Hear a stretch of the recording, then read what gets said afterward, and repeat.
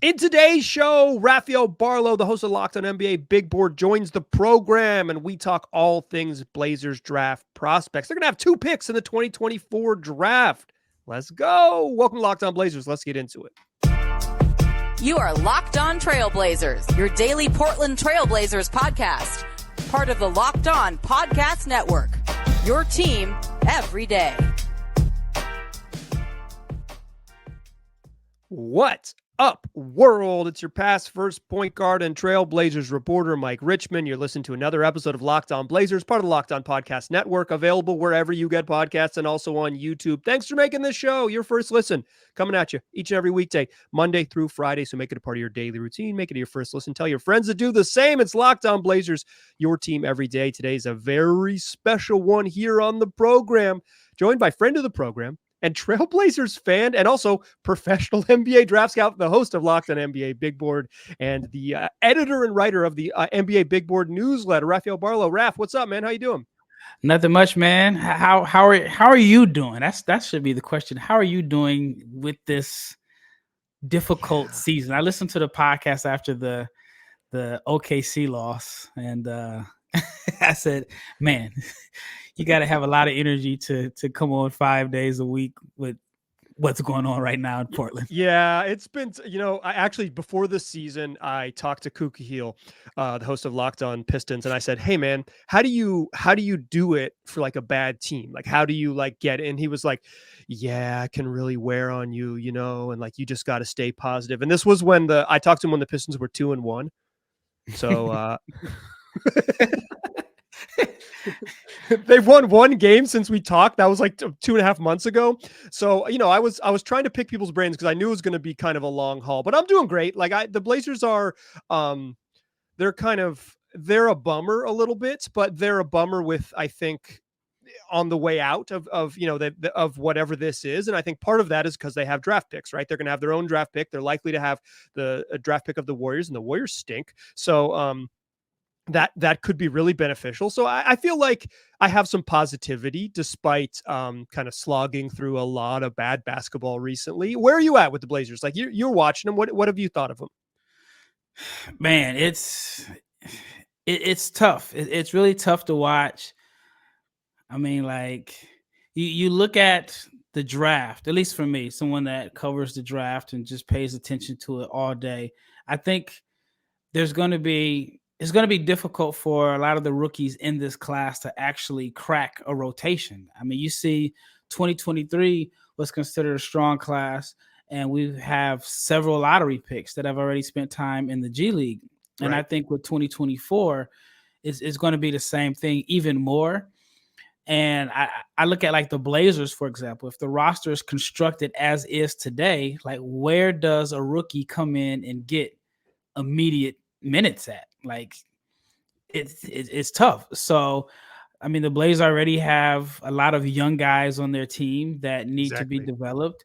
And so yeah, I just wonder like where can a rookie come in and get minutes? If they draft someone at the 4, is he better than Kamara? Is he better than Jabari Walker right away? Or do you give him those minutes because he was a high draft pick? So I think 2025 would be a better year to have 2 potential lottery picks, to be honest. Okay. Well, when people say this is a bad draft or not a well-regarded draft, what does that mean to you? Like, what does that mean?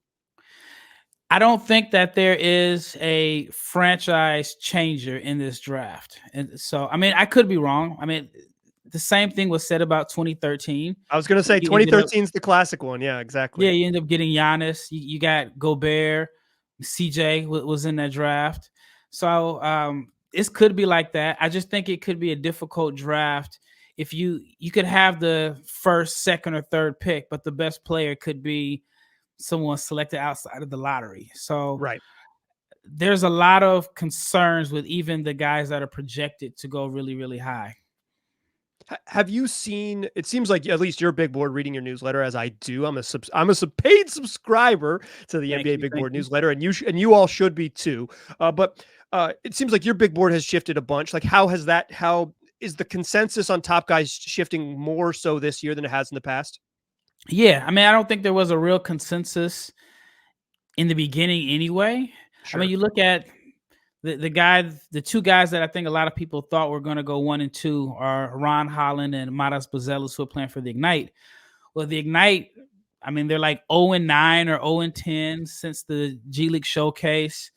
And it's like, how do you take two guys that were on a winless team in the top 5 in a sense? And then you look at the G League, and it's, to me, the G League is tough to evaluate because there's really no pressure to win. So right. The Ignite they are not prioritizing winning at all. They yeah. Really so how do you know if a guy is good in a pressured environment? How do you know if he is getting, stats when they're down by 20? So I think that's tough. I mean, even with Scoot, in a sense, he's not as along that a lot of people thought he would be. right. Just what, 15 months ago, he was can't miss, and he was, well, I mean, I read some draft experts who had him ranked third the whole time. I'm familiar with at least one of them that had him ranked third the whole time. So I wouldn't say the whole time, but I think I was early in putting him third. Right. Because there was no way I would have had him third after the showcase game that he had when they both scored like 30 something points. So yeah, I mean, this draft is going to be tough. I mean, I've heard like different agents say they feel sorry for the team that has, that's picking early, because the guy that you really like could be between 7 and 15. But do you trade back or what? So it's going to be interesting. But for me, it's actually a fun class because there isn't a consensus. Let's talk about some of your guys at the top of the list. I mean, the Blazers right now would have, if it ended today, just like the way the lottery shakes out, they'd be 5th right now. And they would potentially have Golden State's pick at 10. Although Golden State's going to make some trades, they're going to end up somewhere else. I'm gonna say not 10th. They're gonna end up like worse, or they're gonna end up, maybe they sneak into the playoffs or what it is. But let's in the second segment, let's talk about some of your guys at the top of the draft board and what you like about them. And I know you're a fit guy, so we could talk fit with the Trailblazers as we move along as well. That's what we'll do in the second segment. Join us there, won't ya?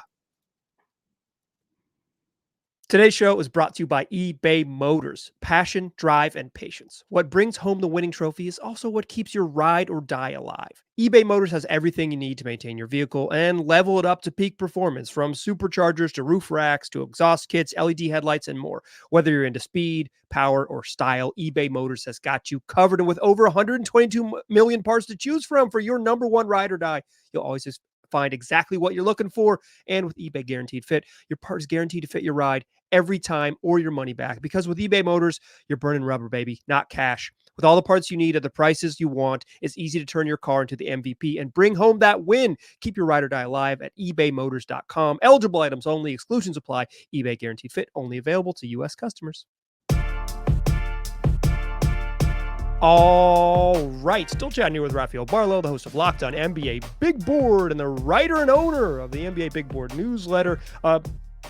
I got your latest big board right here, your Big Board 2.0 that came into my inbox on January 13th, published on a Saturday. Brave to get it done on a Saturday. You've got a name at the top, Alex Sarr, that people love. What do you like about Alex Sarr? I think he's maybe in Blazerland the most exciting prospect. What have you liked about him so far? So what I like about Sarr, and I'll be honest, I've always liked his talent and his physical tools. 7'1", 7'5" wingspan, moves like a wing, can put the ball on the floor. Very, very skilled. But I've always been skeptical of him because his production didn't always live up to the talent. And I wrote about that back in August. I had him at number 30 on my big board because he came off a under 19s where he only averaged 7 points per game. So how often do you see a guy that averages 7 points per game as the projected number one pick? And maybe it was just a change of scenery because he played at overtime last year, overtime elite. He was good, but he wasn't dominant by any means. I mean, you have to be like a really diehard basketball fan to even know that's where he played last year.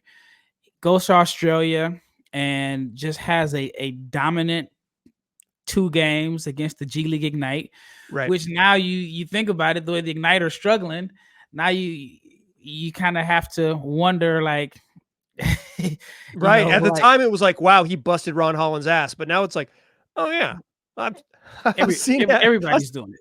Yeah, I've seen a lot of folks do that. Exactly. So the intrigue with him is just his defensive upside and his skill set. I mean, like I said, 7'1" with 7'5" wingspan. He's athletic.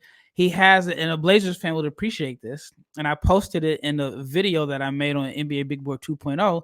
He's got that LaMarcus Aldridge turnaround jumper with the high release that is unblockable with his crazy wingspan.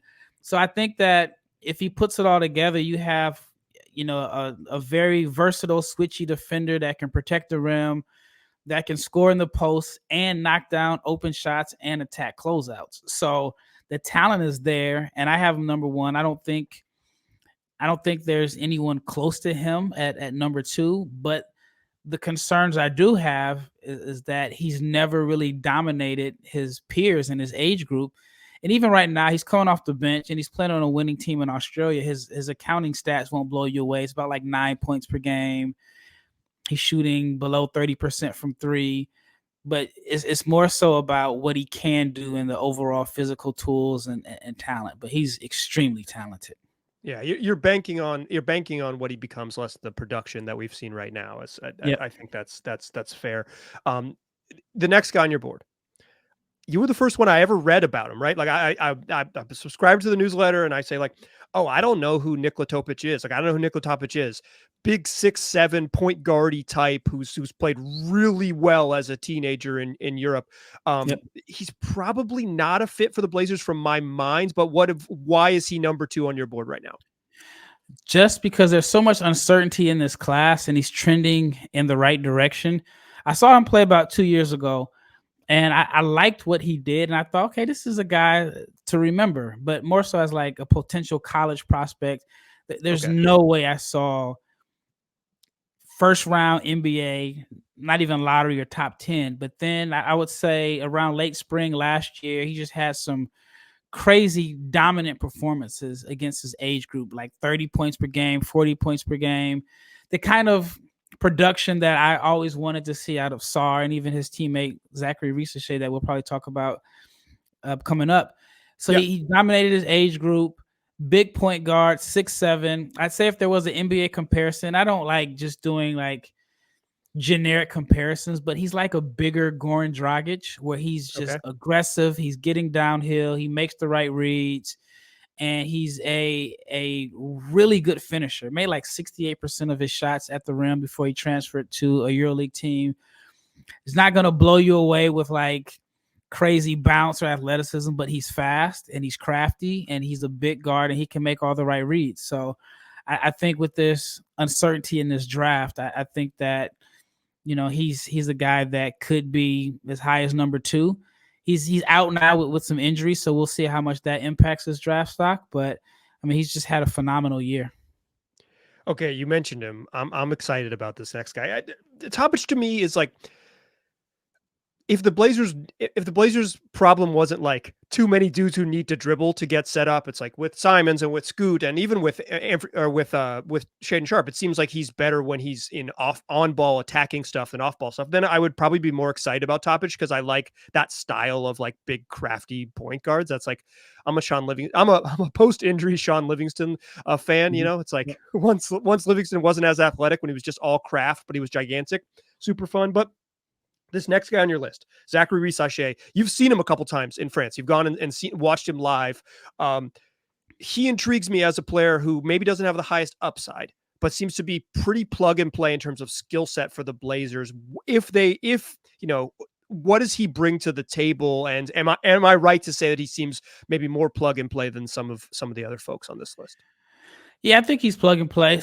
The comparisons that I've heard are like, you know, current Michael Porter Jr., not like the Michael Porter Jr. that was super highly touted coming out of high school, but more so like your big wing that plays the four, that knocks down open shots, that may be able to attack on straight line drives and that can defend. But then I've also heard him being compared to Batum because he can pass a little bit. I don't know if he's like point forward Batumish, but he does have some, he does have the ability to make the right reads and serve as a ball mover at the minimum. I'm concerned about him because he's another guy that averaged like 7 points per game at the under 19s. He's always been a tease to me. The first time I saw him play, I was blown away. I mean, it was like 2021, and I actually went to watch him play because he played the game before Victor, like in Victor Wembanyama in France. They have like the Espoirs League. It's literally like JV and varsity. And so cool. I went to like the quote unquote JV game to watch him play. And I did a podcast on him immediately after that game. It was like, this is a name you got to remember. I was blown away. And then after that, I kind of soured on him because he didn't have strong performances. He had a game this summer against Spain where he had like 0 points or 2 points. He had another championship game I saw in a tournament where he didn't play the championship game. So I was always a little, recently I have been hesitant about just his ability to maximize his potential. And I was so confused about him that I went to watch him play twice this year. And the performances weren't great, but he's bigger than I thought. I think he's a legit 6'10" now, NBA body, good athlete on straight line drives. I think he is a plug and play guy, especially if he's continues to shoot the way he's shooting over 47% from three. But I have some hesitancy to take a guy that high that really struggles creating his own shot. Right. Like he's not a shot creator. And I'm the type of person, at least my philosophy is if I'm taking a guy top 5, I want a guy that I feel comfortable giving him the ball at the end of the shot clock and saying, hey, go get me one. Like I feel that way about Shaedon. I feel like Shaedon is going to be able to get his own shot when he wants to. He has some creativity. Obviously, Scoot has creativity, but Risacher is a guy that just lacks offensive creativity, in my opinion. But he's still only 18 years old. Yeah, it's tough to use a top 3 pick on someone who's going to like max out as like a really good 4th option. Like, oh, this dude, if like even if you were to, if it was MPJ, like even if it's Michael Porter, like if Michael Porter was your second best player, you're a bad basketball team. But if he's the 4th best player, like he is on the Nuggets, you're the freaking champs, right? Like he's really valuable as a role player, but it's like, can he scale up? And I think with shooters, and particularly like stationary shooters, guys who aren't like crazy movement shooters, and even if you're a crazy movement shooter, if you can't like put it on the ground, create for yourself and others, there is some concern with that high of a pick. I definitely agree with that philosophy in terms of like, hey, is this a bailout dude? If it's winding down, can we throw it to him? And if it's not, it's like Nick Batum's played 15 years in the league. But if you had drafted Nick Batum 3rd overall, or if you had given him a giant $100 million contract like the Hornets and asked him to be your second best player, you might be a little frustrated. When he's been a role player, he's been really good. It's just like, when do you invest in role players? I think that is kind of the that might be the hard part of this draft, right? If everybody in that sort of 2 through 17 range is like, hey, this could be a pretty good role player for us if he hits his highest ceilings, right? Like this is Rashard Lewis. He makes one all-star team. He plays 13 years in the league. It's hard to know. Okay, I want to ask you about a couple other guys, and I'm going to go see the Ignite this weekend. They're in Portland for a couple games, so I want to ask about who should I watch other than my man, Matas Buzelis. We'll talk Matas, Ron Holland, and others to close the show. Join us in that 3rd segment, won't ya?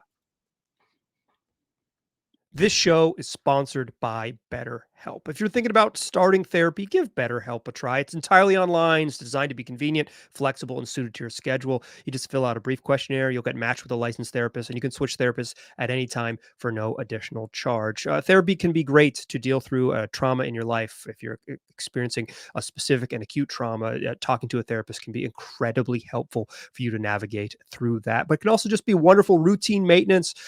Get the tools you need to be your best self, or get the tools you need to practice towards becoming your best self. If you're already working towards that, why not celebrate the progress you've already made? And then visit betterhelp.com/LockedOnNBA. You got 10% off your first month. That's BetterHelp, HELP.com/LockedOnNBA. Still a pass first point guard. I'm still Mike Richmond. You're still listening to Locked On Blazers. Still chatting here with Rafael Barlowe, host of Locked On NBA. Big board.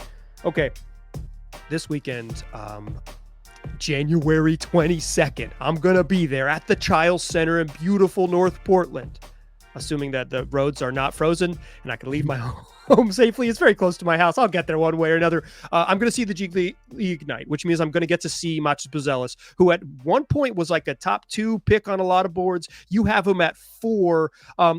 What can I expect to see when I see Buzelis get on the court in Portland this weekend? If I knew, I tell you, that's kind of the issue. You may not know what to expect. When I did my video breakdowns of all the players in my Big Board 2.0, just the lottery, when I watched their film, and if you just focus on what they do well and like the makes and the potential, I think he could be the best because he's 6'10", 6'11", can handle the ball. He was a good shooter on the prep level, but he's really struggling from 3 this year. It's in the 20s last time I looked. But he can handle the ball. He's fluid. He moves like someone 6'4", 6'5", but he's 6'11". There is potential to be, he has the physical tools, I should say, to be a switchy defender due to his size and athleticism and mobility. Was a good weak side shot blocker. Can shoot over the top of guys. I mean, he is extremely, extremely skilled. The problem is he's not really physical. There are a lot of moments where you wonder, is he on the court? He's not like Ron Holland, for example, his teammate, who's not as skilled, but Ron, you always know Ron is on the floor because he's going to make some type of hustle, energy, athletic play, and has just that. I mean, it's a overly used phrase, but just has that dog and that assertiveness to where he's going to make something happen. Even if he's having a bad game, he's going to get up 10 shots. He's going to get to, So with Matas, I think it's a difficult eval because he's so skilled. He's so talented, but he needs to get stronger. He kind of struggles with physicality, but then you see him make a play that very few guys in the world can make at his size, where he'll dribble and stop on a dime and do a behind the back dribble and shoot over the top of a guy. I mean, he had a play where he drove past a guy and dunked on him on the move. I mean, he's just extremely skilled. He's the guy that if everybody maximized their potential, and I think it would be between him and Sarr would be the 2 best players in this class. Your concern, though, at 4 is that he just doesn't hit that. There's just too many. There's too many roadblocks between there and here, or just too much uncertainty. Yeah, just more so from the physicality standpoint. Does he have the mindset to want to like dominate? Because I think the skill set is there. Like he can create his own shot, but yeah, it's just a matter of the mindset. Like, does he want to maximize his potential? Does he have it in him to be the best player on a team or second best player? Fair enough. What Holland, because I'm going to see him this weekend. At one point he was considered the top pick in the draft class. Why has he slipped so far? Like, why is he? I see him at 9. You have him at 9. I've seen him in the teens. Yeah. Like, why is he falling so far on draft boards? Yeah, I'm very familiar with him. I live in Dallas, and he's from the Dallas area, so I've had a chance to see him a lot over the years. I think number one, he was originally listed at 6'8". He's not 6'8". He's probably going to measure out at 6'6" at the combine. So he's more so of a wing. He always played like the 4 in high school. So he was dominant on the high school level because he has the best motor that I've seen on a prospect in a while. Like, he has role player, non-skilled motor. That guy that just has one thing that he does is play hard. Ron has that, but he does have skill. The question is, what is his best position? He's not a good shooter at this point, but he's only 18 years old. He's one of the younger players in this draft. He's not a really good shooter. Doesn't have great feel. He had a game earlier this year where he had 11 turnovers. So he's not. That's a lot. that's I've never seen that before in a game. It's come down, but he's still around a little under 4, maybe around 3.5 turnovers per game. He is very fast. He's athletic, but it's just like he doesn't really have great feel for the game. And he's scoring. I mean, you have to factor in he's averaging about 17.5 points per game as an 18-year-old in the G League. My concern is that everything is kind of set up for him to score. Like Sure. the Ignite would look awful if he's not, if his draft stock falls. So I mean, he's in position to score and he has a lot of freedom. And I wonder, like, with the scaled down role, how will he look? Because right now he's like I said, he's not a good shooter, so you can't put him in your like 3-and-D role, and he's not a creative scorer off the dribble. It's more so just straight line, one speed, get to the rim, pick up some charges. So I'm not as high on him because I think there's some concerns about his overall feel and decision making and outside shooting. Will the Ignite change their approach? They were supposed to have 6 first-round picks or whatever on the team, and maybe 10 guys that get drafted this year. And I think like they've had some success stories. I think Kuminga and Scoot are success stories, right? If you go this high and yada yada yada. Kuminga's taking a little while to get going, but he's 21. I think he's going to get paid, and that's a success in the league. And are they going to rethink how they do this? You know what? It really depends on how you view it, because you can say Kuminga and Scoot are success stories, but you can also say if they're supposed to be more prepared than your rookies. Right. And so they haven't been. Like you say, Kuminga's come along slow, which I think was expected because he didn't play like a lot of high-level high school basketball, and he goes to a situation with the Warriors where he's not like given the opportunity to make a lot of mistakes. So I think with that is expected. I think for Scoot it wasn't expected because he's supposed to be 2 years of pro basketball. He was supposed to be more polished. The Blazers started him on day one. They thought he was going to be better than he's been for sure, and he struggled. Yeah, so I think that kind of hurts. And then this year they just overloaded with guys, and they don't really have a lot of veterans on the team. And I mean, it's tough. I mean, it's tough to compete in the G League when you have 6 guys that are like 19 and 20 and some are 18 year old. I mean, I can't confirm it. I've heard some people say that the program may not last long just because they're paying those guys a lot of money. They're playing in front of like 12 people. And so it's like they're going to get small hundreds in Portland, baby. Small hundreds. We're talking 3 or 400 people in the gym. I mean, that's more than what they're getting in Vegas. Oh yeah. Yeah. I mean, it's Las Vegas. So there's a lot to do there.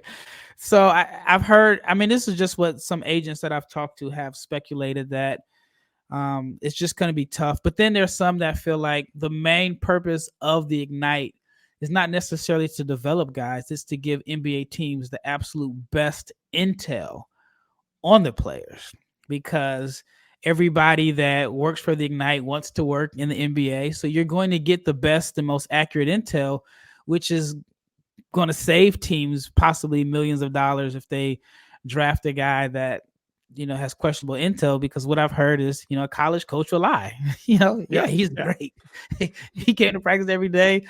And because, obviously they want like, that is a recruiting pitch for the alumni or whatever. So like I said, I've heard different perspectives, but then I've also heard people say, if you look at their track record over the last 4 years, they've had the most lottery picks. Yeah, they produce pros. No doubt about it. They produce pros, and that's they get guys paid, and to some extent, shout out to Duke basketball. Like that's all that matters. Like you can win a bunch of summer recruiting championships. You don't need to hang any banners. You just send guys to the pros. That's a Tar Heel hate. That's real deal Tar Heel hate coming.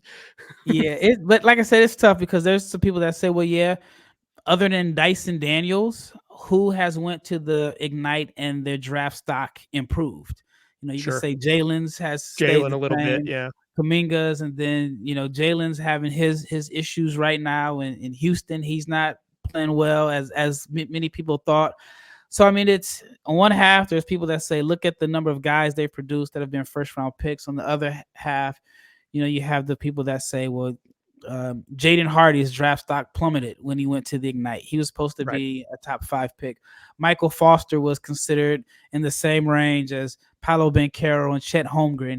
His draft stock plummeted. And then, the situation with Scoot, even though it's very, very early, if you're a non-believer, this could be something that you can say, hey, he did 2 years. He's supposed to be more ready than, a Keontae George who was in his draft class. And so it's going to be interesting, but I can't see a situation where they bring like 6 guys in next year because they already have 2 that are supposed to come back. So I just wonder how it impacts their recruiting going forward. Yeah, it'll be curious.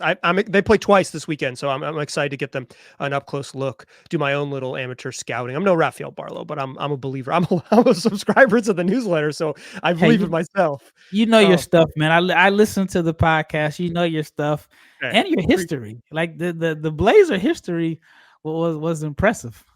Hey, well, if nothing else, I'm a pretty good researcher. The Blazers have a couple picks. We kind of we stuck at the top of the draft. I'd love to have you on soon, and we can talk sort of that mid lottery stuff, particularly as we kind of, if the Warriors plummet, you're just going to be a co-host on the podcast. We're going to be if the Blazers have 2 top 10 picks, we're going to bring you back every week and make you make you a permanent feature because we're going to have a lot of draft stuff to get excited about the second half of the season. If you're not already, subscribe to the NBA Big Board newsletter and check out Rafael on the Locked On NBA Big Board wherever you get podcasts. It's also on YouTube. You can't see it now, but he's got a great looking background. If you want to appreciate a beautiful looking studio, check out the YouTube channel. I don't like it anymore. It's okay. Well, then get in while you can, because it's going away soon. Rafael, thanks so much. It's always a treat. No problem. Anytime, and especially this year with possibly 2 picks. If you need me to come on once a week, like you said, we can make it happen. All right. Well, check your phone because I'm going to be hitting you up more than you want. Dear listeners, come back for tomorrow's program. Blazers play the Nets in Portland against the Brooklyn Nets. We will recap that game and that one will be a fun one because, hey, last win against the Brooklyn Nets. Maybe they bounce back and make it 2 straight against the Nets. Later this week, crossover episode with the host of Locked On Knicks talking potential trade candidates in New York. That's what we do. We have a whole bunch of fun 5 days a week wherever you get podcasts. Tell your friends about the program. I appreciate you listening. I'll talk to you soon.